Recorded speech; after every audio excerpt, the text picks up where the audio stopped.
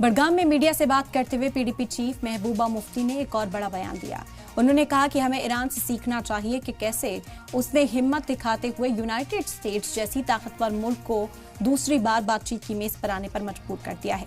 महबूबा मुफ्ती ने कहा कि सख्त पाबंदियों के बावजूद ईरान ने खुद को इतना मजबूत बनाया कि वो अमेरिका को झुकने पर मजबूर कर सके।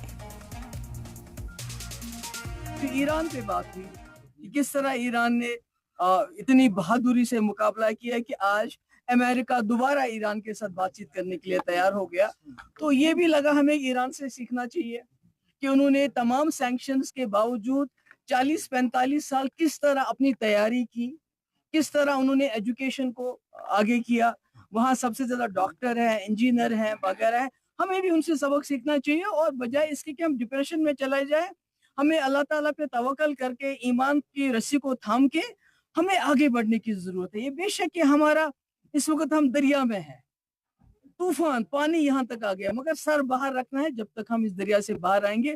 और यही मेरी कोशिश है, ये जो कथबात के जरिए मैं नौजवानों तक पहुंचने की कोशिश करती हूँ।